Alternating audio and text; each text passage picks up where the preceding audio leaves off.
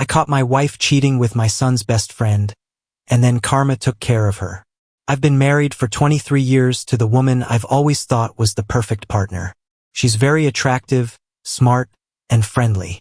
I'm 57 and she's 55. Our personalities are different, but they complement each other. I'm more introverted, rational, and somewhat intellectual, while she's extroverted, intuitive, and empathetic. We share many interests and like to do the same things. We've traveled a lot and have 3 children, 2 girls and a boy, who is now 15. Our oldest is 20, a sophomore in college about 150 miles from home. We're lucky to be able to take long vacations as a family every 5 months or so. We often visit new places, especially islands and beach destinations. We're all in good shape, and our kids bring us a lot of joy. Sometimes we invite family and friends to join us, and we pay for their plane tickets and places to stay. Life is great. I was married before for 4 years, but it wasn't a good fit. I was young, immature, and emotionally dependent. Looking back, I think my ex-wife had a personality disorder, and our later years together were very difficult. She asked for a divorce for reasons I couldn't understand at the time. Now I realize she was having an emotional or physical affair. I was young and didn't understand, so I reacted poorly and was devastated. But eventually I reached a breaking point and just wanted the pain to stop. The divorce was quick but unpleasant because of arguments about money. I was happy when it was over, and I don't regret it. This is your story channel. If you haven't subscribed yet, please join us to stay updated with more real stories happening around you. I was happy when it was over, and I don't regret it. I had a successful career early in my life. I held important positions for a large company around the world. However, I had to quit my job because of a rare disease that causes hearing loss. We're doing okay financially, living off my savings and investments. I've been saving and investing wisely over the years. I have the freedom to work on my investments, but I miss working with others and leading a professional team to build something bigger in my career. I thought our marriage was good. I think we have moved from a young love to a more mature and stable relationship. We have help so we can go out together whenever we want, as a couple and as a family.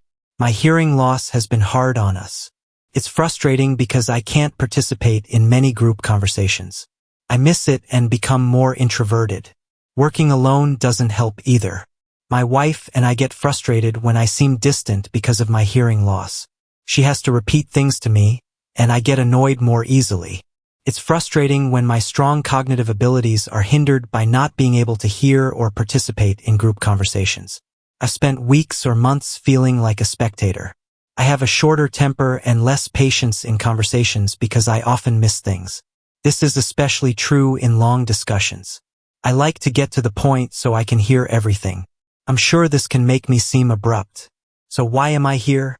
I started to suspect something about 3 months ago, and it has been bothering me ever since. I was scared, so I confronted my wife without waiting for more proof. Since then, my suspicion has only grown. What started as a quiet doubt has become a loud question. Is my wife gaslighting me about her affair? I have this nagging feeling that my wife is attracted to my son's 21-year-old best friend. This started about 3 months before August 2019. We were getting ready to go on vacation with our 3 kids, and my son was home from school. It was a trip we had planned a few months before. Usually, my wife is the one who plans our vacations because she loves to travel, and I enjoy seeing her get excited about our trips. We've always had an active social life, especially with a certain group of friends, most of whom we both know and almost all of whom are married. My wife often goes out to dinner with her married friends once or twice a week, either at a restaurant or at someone's home. She tends to be very busy and has a hard time saying no to invitations. We usually coordinate our plans with family and friends early on. So it was strange when I heard my wife on the phone in the kitchen, not coordinating schedules, but actually trying to convince someone to join us on a trip. I couldn't hear very well, but it sounded like she was saying things like, "It's going to be so much fun, just like last time. We can take a boat ride, walk on the beach, snorkel, and more." It sounded like she was trying to persuade someone with candy. When she realized I was behind her, she got scared and almost dropped the phone.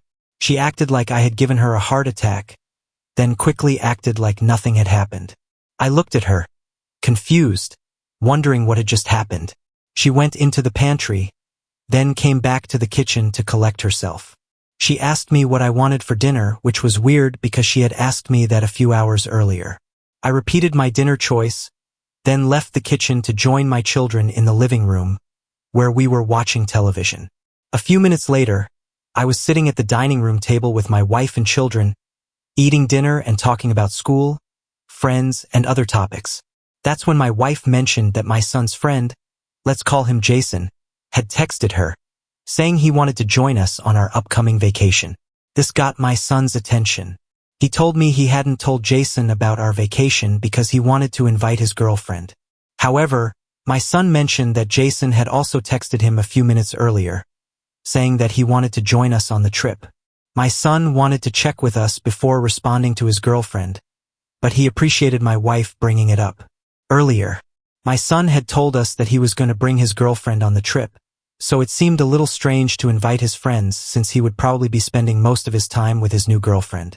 I also thought that my wife wasn't being honest about the text message because I think Jason might have been the person she was talking to on the phone, trying to convince him to join us on our vacation. But she acted like it was Jason's idea. Jason is a good kid and became best friends with my son when they were both 14 years old after meeting at a summer camp. His parents are African American and live in a middle-class neighborhood in the city. They are hardworking individuals, employed in a delivery service that I won't name to protect their identities.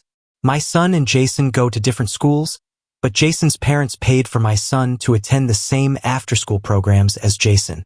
They also played basketball together, and Jason often visited our home to play video games with my son. I had met his mother a few times when she dropped him off at our house or picked him up from practice. My wife often gave him a ride and really liked him. This didn't seem unusual to me because Jason was a well-behaved and intelligent young man with a promising future. He graduated from high school before my son and was attending a different college. We hadn't seen much of him since then. Because of all this, I first thought that my wife might have lied to get Jason back with us. She has a tendency to get involved in helping underprivileged kids, mentoring minorities, participating in progressive activities, and volunteering, so I believe this was another one of her efforts. I also liked Jason because he was very mature for his age and could have adult conversations. He was fun to be around. With all this in mind, I decided to stop worrying about it. 3 days before our vacation, my wife and our 18-year-old daughter went shopping to pick up some items for the trip. It was a long shopping trip, and they not only bought things for my son, but also some gifts for Jason. Even if I had known about this beforehand, I wouldn't have thought it was out of the ordinary because she had bought gifts for him in the past when he was younger. The next day, my son's girlfriend arrived in the morning, and Jason joined us later that evening. That night was a lot of fun. We all went out to dinner, with my wife sitting next to me and Jason sitting next to my daughter. However, I couldn't help but notice that my wife kept looking at Jason the entire time we were in the restaurant, even when I was talking to her. She seemed very happy, which I didn't understand. I went along with it because it made me happy to see everyone happy. When we got home that night, I went to bed and my wife stayed up late with the kids. I'm not exactly sure, but I think she finally went to bed around 3 a.m. the next day. As we were getting ready for our trip, I went over my checklist to make sure I didn't forget anything. I noticed that my credit card was missing after we packed our bags for the trip. I looked everywhere but couldn't find it, even in my wife's luggage because she had finally used it. I noticed that she had bought one of those revealing open-back crotchless bikinis. I thought it was inappropriate, especially for a mother of her age. But I thought she had bought it as a surprise for me during the trip. The next day, we all flew business class to our vacation destination, which was in the southwest region of Barbados, specifically Carlisle Bay. It was a spectacular and luxurious Caribbean beach and spa resort located on the southern shore of the island of Antigua. The resort had a stunning white sand beach and tranquil turquoise waters, and it truly felt like paradise. It was one of the most beautiful resorts in Antigua. On the first day, I spent most of my time relaxing on the beach and reading investment articles in the Wall Street Journal. My family went scuba diving in the evening. My wife, my son, his girlfriend, and Jason went to a disco bar. I decided to go to a restaurant with my daughter. When my wife and the others returned home about 3 hours after my daughter and I noticed that my wife was a little tipsy. She woke me up and wanted to have sex, and it was one of the best experiences we'd had in months. I thought that something had really turned her on during her night out. The next day, I spent most of the evening on the beach with my wife. She told me she was going to a restaurant with my daughter's son, his girlfriend, and Jason. However, when my son returned with his girlfriend and sister around 10 a.m., my wife and Jason were nowhere to be found. I asked them where my wife was, and they said she had gone on a local wildlife tour with Jason that night. At around 1 a.m., I woke up and my wife wasn't beside me. I wanted to enjoy the ocean breeze and wait for her return. As soon as I opened the door to the living room, I saw some quick movement around the couch. The TV was on, and I saw my wife pretending to lie down on one of the couches while Jason lay on the adjacent couch. My wife was wearing a revealing wrap-knot cover-up skirt. I remembered the color of the open-back, crotchless bikini I had seen in her luggage. They were both sitting separately but looking at the TV. Even though the windows were open, the room felt heavy, and I could smell the unmistakable scent of intimacy. My hearing might be getting worse, but I could tell that my other senses were very sharp. I suspected that Jason had been close to my wife. If I had opened the door any slower, I think I might have caught them in the act.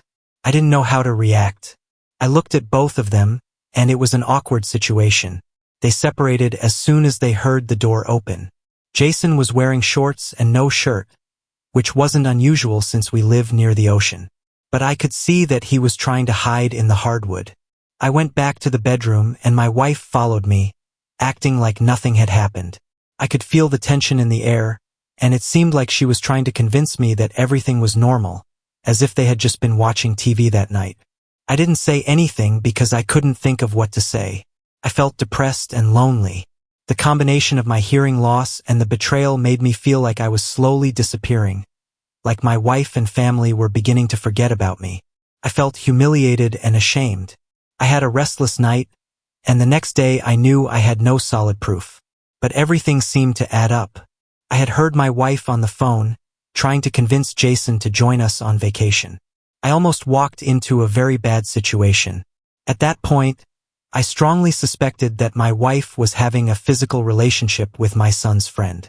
I didn't have any solid proof, just hints and clues. But I was so bothered by it that I felt like I had to talk to my wife. That morning, I called her into the room and admitted that I had caught her being close to Jason. I asked her to be honest and asked how long this had been going on. Her reaction was very strange.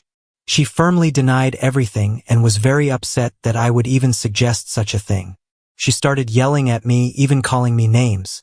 She won the argument. I had no proof, so there was nothing I could do.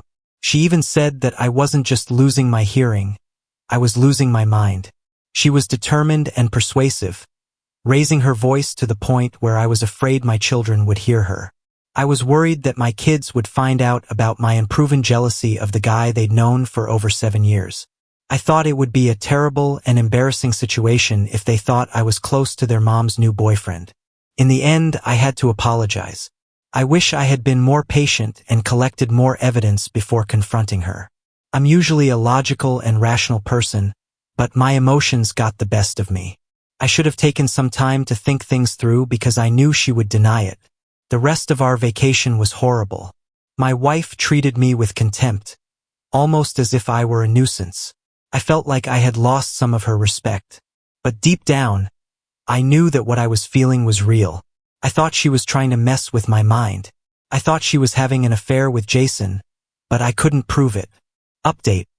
2 days ago, I confronted my wife about my suspicion that she was having an affair with Jason. As I expected, she firmly denied it. She hasn't said a word to me since, and even our kids have noticed. But we haven't told anyone. I've also noticed that she stopped spending time alone with Jason and started doing activities with all of us present. This vacation should be about me, her, and our 3 children coming together, not driving us apart. On previous vacations, we had spent time together, gone fishing, and had picnics. I don't understand why she wanted him to come this time. Jason had gone on vacations with us before. In fact, we took him on vacation when he was 19, if I remember correctly. I spent most of my time with my wife, but I'm not a night person, so I would go to bed early. On the other hand, she likes to stay up late. So if they were having an affair back then, it would have happened when I was asleep. I have a feeling this affair has been going on for a while. I think she took more risks this time because she hasn't seen Jason as much since he's been busy with college. I'm also wondering about her late-night dinners with married friends. She has them at least once or twice a week. These get-togethers are more frequent when Jason is on break from college. Our relationship has always been healthy, but I've noticed that she's more interested in sex now than she was in the past, while I'm less interested. We still have private moments once a week. If she had her way, we would have more private time. I wonder if my reduced intimate activity has played a role in all this. We only have 2 days left before our vacation ends. It seems like everyone else is having a good time, but my wife and I aren't. There's tension between us, and I want to resolve it tonight. I want to start over and go back to how things were before I confronted her.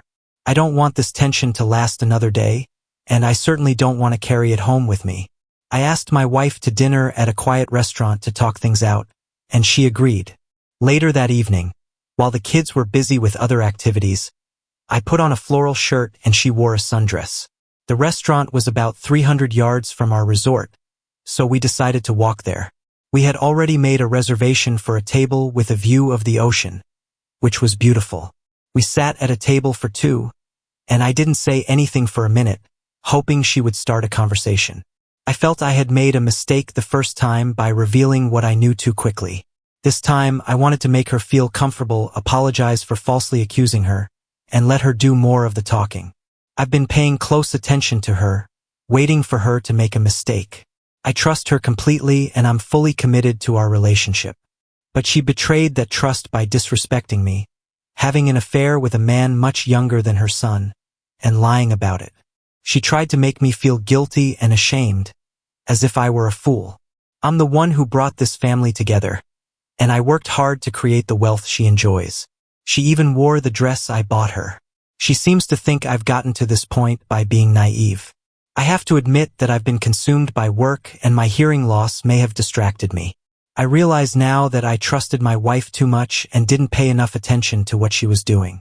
It's bad enough that she's having an affair, but when it involves my son's friend, someone she's supposed to be mentoring, it hits close to home. After an awkward silence, my wife spoke first. She said she was sorry for not spending as much time with me during this vacation as we usually do. She admitted that my suspicions about her and Jason stemmed from their close friendship. She looked me straight in the eye and said that I had never slept with him. I nodded to show that I understood. We didn't say anything else. She said she understood why I'd been acting distant lately, partly because of my hearing loss, and that she was trying to get closer to me. She also apologized for the hurtful things she had said earlier, explaining that anger had caused her to speak out of turn. She told me that she was loyal and committed to our relationship. Her opening words seemed positive, and I hoped that this conversation would lead to a more open and honest dialogue. In return, I told her that I hadn't been myself lately and that I wanted us to get closer. While on vacation, I carefully avoided mentioning Jason or the affair. We enjoyed a nice romantic lunch together and returned to the resort holding hands. The rest of our trip was uneventful, and my wife made an effort to spend time with me. But it still felt forced, like she didn't really want to be there. Maybe it was my mind playing tricks on me now that I knew about the affair and my wife's image had been shattered. I felt like I had been blind, but now I could see. After we reconciled at dinner, the kids didn't suspect anything was wrong. But I still had a bad feeling. That's when I remembered that I had installed cameras in our house. The cameras covered common areas such as the front porch, the backyard, both sides of the house, the living room, the home theater, and the game room. The cameras stored footage for 30 days before deleting it.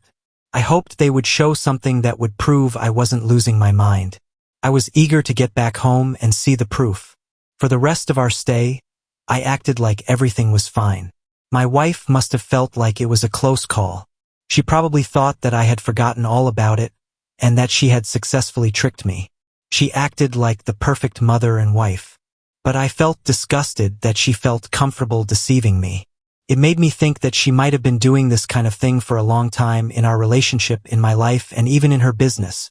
Being honest and loyal is really important to me. I hate being lied to or feeling deceived. When I returned from our trip, I was excited. I didn't want to get my hopes up about finding anything on the cameras because my wife knew about them. She had even encouraged me to install them after seeing them at her friend's house. I didn't think she would do anything suspicious near the cameras. But I thought there was a chance she might have slipped up this time. I felt paranoid because she knew I knew about the cameras. I worried that she would rush home and delete the footage before I had a chance to review it. My wife isn't very tech-savvy, so deleting the memory was beyond her abilities. But she might try to erase the memory of the camera so I can't get any information back. After we got off the plane, I told my wife I wasn't feeling well. I acted like I was really sick and asked her to go get a prescription for me. She usually does my prescriptions. I said I didn't need a refill, but I claimed to have forgotten the medication at the resort. I told her that I and the kids would take another cab home so I could rest.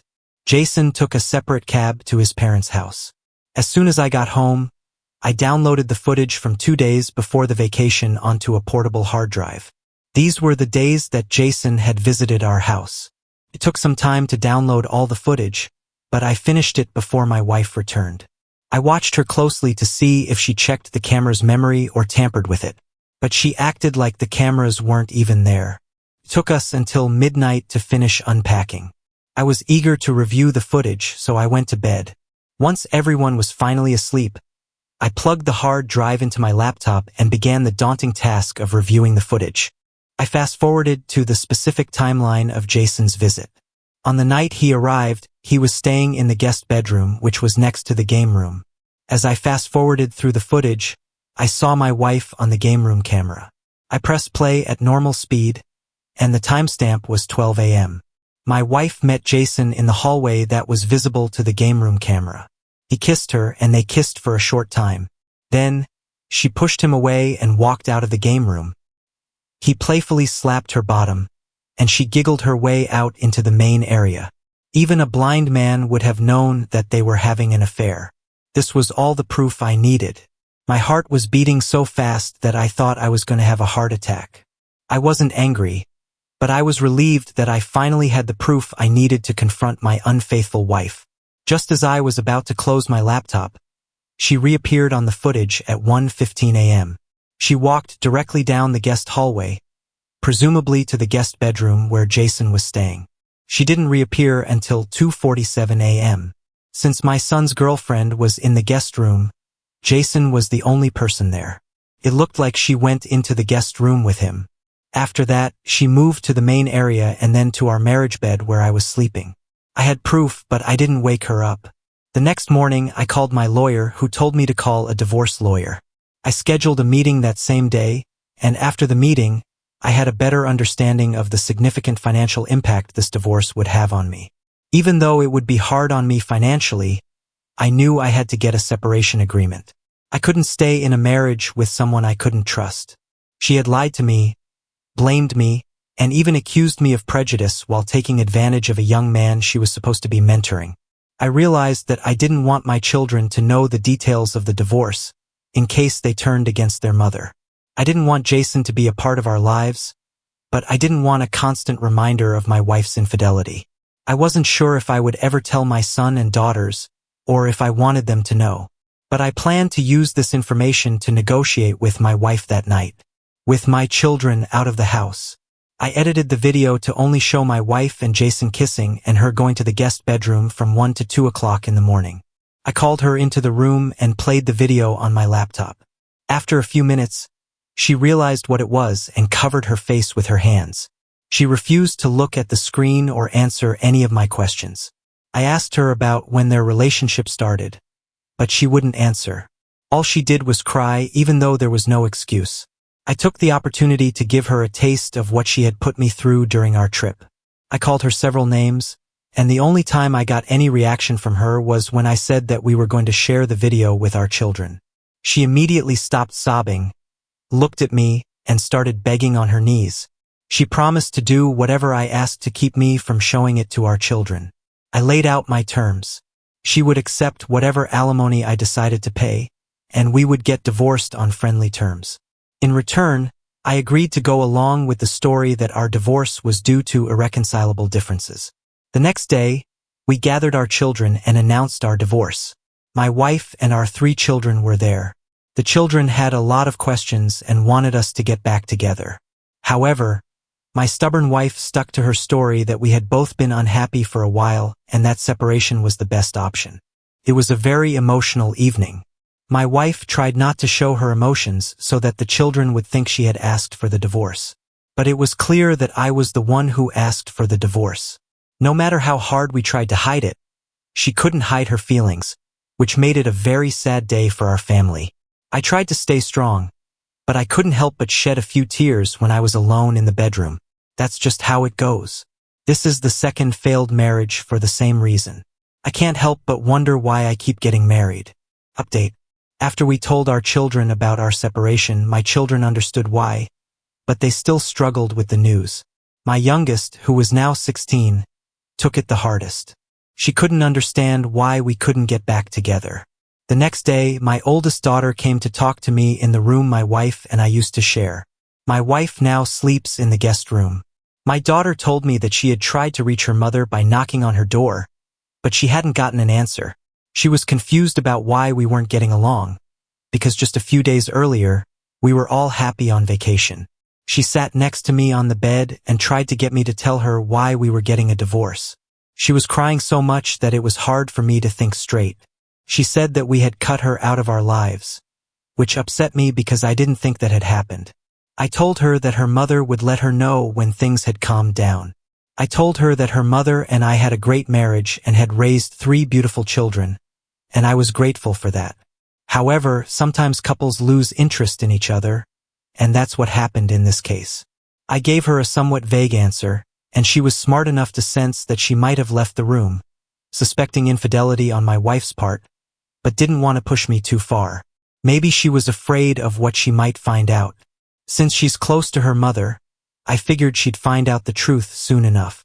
The next day, I had an appointment with my ear, nose, and throat doctor to get a hearing aid, which greatly improved my hearing.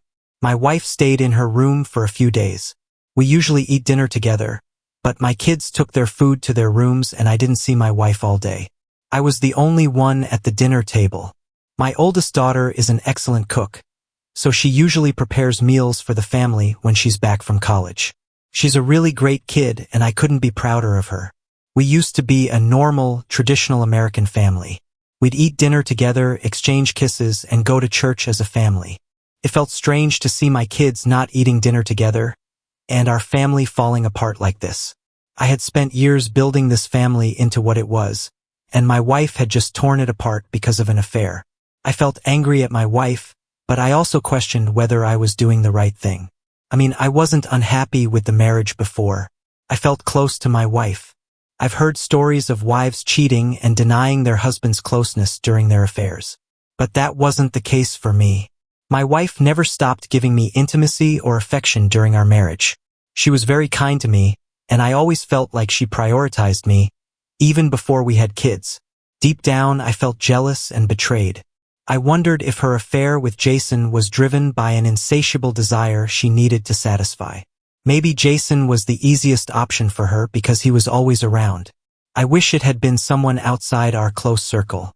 It wouldn't have been easier, but it wouldn't have been someone my son considers his best friend and who is so close to our family. The next day, my son's girlfriend left, and I had a chance to talk to my son. We didn't talk about many details, and he didn't ask why we were breaking up. He just wanted to know how I was doing. I could tell he had talked to my daughter because the way he asked his questions was different.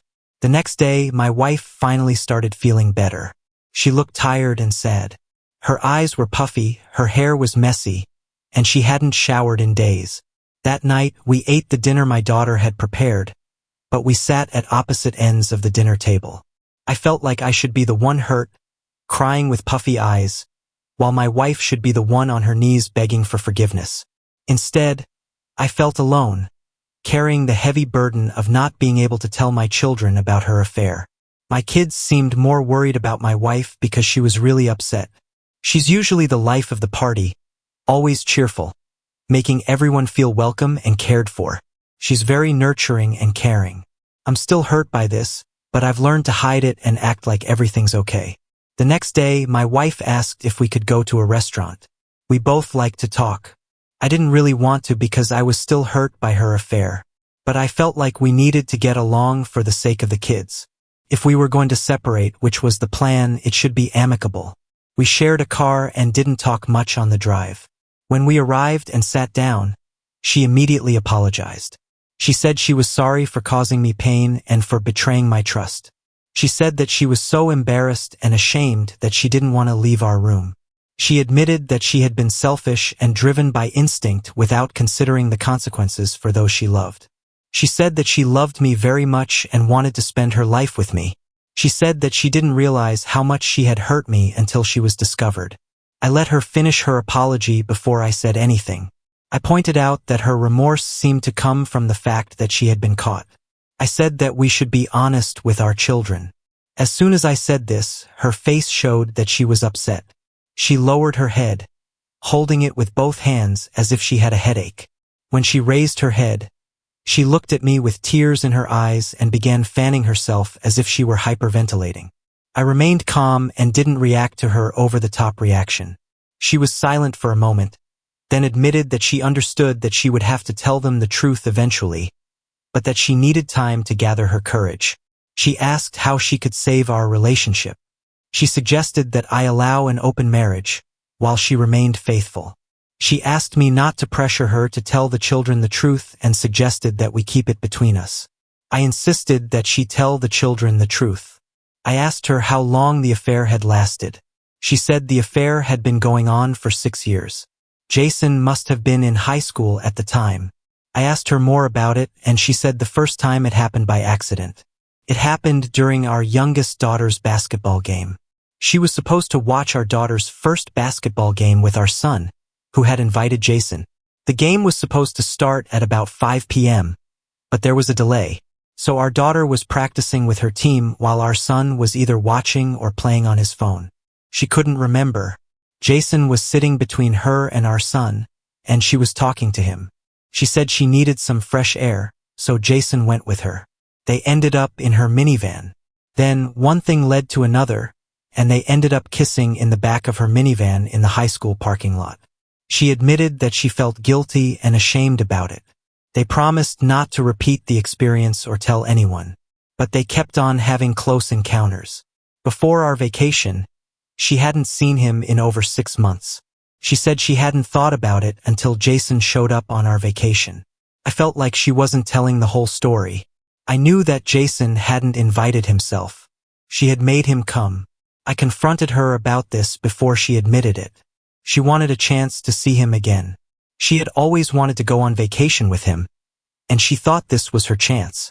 She admitted that the day before we went on vacation, they were closed, as shown on security cameras. They had been intimate while on vacation. When I found them, she said that she cares for him and can't resist being physically close to him when they are together. But she still loves me. She emphasized that their relationship was purely physical, perhaps to make me feel better. She said that as she's gotten older, she has wanted to be more intimate with him. She said that not having enough intimacy left her feeling unsatisfied and frustrated. Since I didn't want it as much as she did, she said she loved me, but admitted to a long history of sexual frustration. To deal with this, she turned to Jason to satisfy her physical desires, and it got to a point where she couldn't control herself. She eventually got used to the affair. She said she had talked to a psychotherapist and was prescribed antidepressants, which are used to treat depression, anxiety, and obsessive-compulsive disorder. These drugs can also help with compulsive sexual behavior. However, she stopped taking the medication because of concerns about side effects. She said that psychotherapy and using certain adult toys had helped, but she still had an affair with Jason. She said that he was the only person she had been unfaithful to, and that the therapy and adult toys had helped her deal with her urges. When she told me all this, I felt confused and guilty. I wondered if I could have helped her by telling her earlier about my own experiences with male enhancement drugs. When I asked her why she hadn't told me, she said she had mentioned it several times, but not in great detail, dropping hints along the way. She felt that I had already stopped being intimate with her. She said I was only interested in intimacy once or twice a week, while she wanted it at least once a day. She said I had denied her intimacy and that she was often the one who initiated it. She said she wasn't trying to blame me, and she admitted that her sexual desire was the one that was different. She wanted to work on herself, knowing that I was already going through a lot. After we talked in the restaurant, I wasn't as angry. I understood my wife's silent struggles, realizing that she might have a borderline obsession with intimacy and was trying to manage her desires. I had known about her needs, but I hadn't taken it seriously because she hadn't always been like this. She wasn't being dishonest when she said she tried to tell me what she needed, but I ignored her concerns, thinking it was just a phase. I even knew she had some toys, but I didn't care much because I got intimacy when I wanted it. I realized that I was being selfish and that I should have paid more attention to her desires. I had a feeling that she was dealing with some kind of illness and was struggling with it. It was a relief to understand her perspective. But no matter what her situation was, what she did was wrong. She had broken our marriage vows, and I believe there should be consequences. But at the time, I started to think again about my decision to get a divorce. I felt like I needed to talk to someone, so I made an appointment with my therapist. My therapist said that, since my wife had a close relationship with the other man, she should cut off contact with him.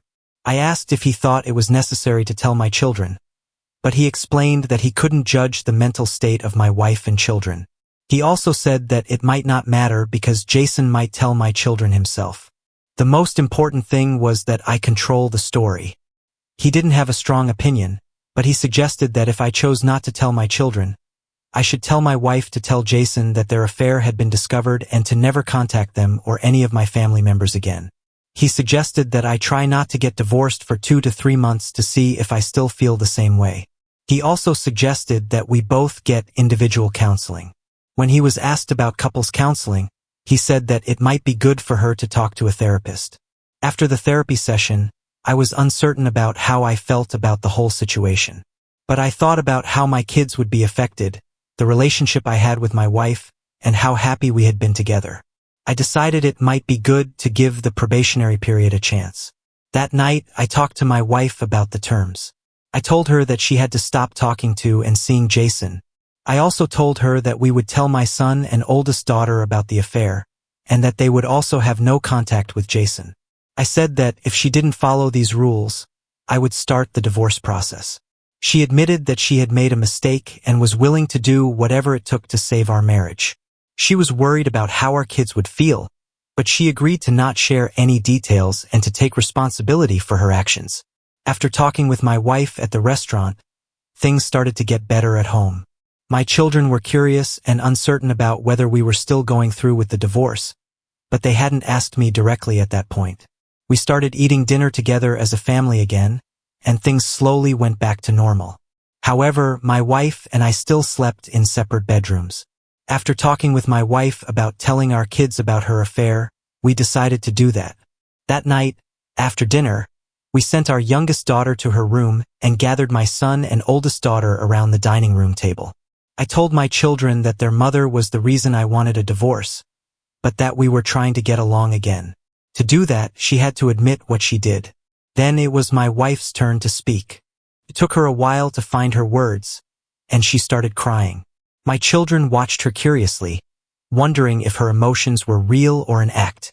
It was painful to watch. Maybe she was trying to make things easier on us by asking for our sympathy. That's what I thought.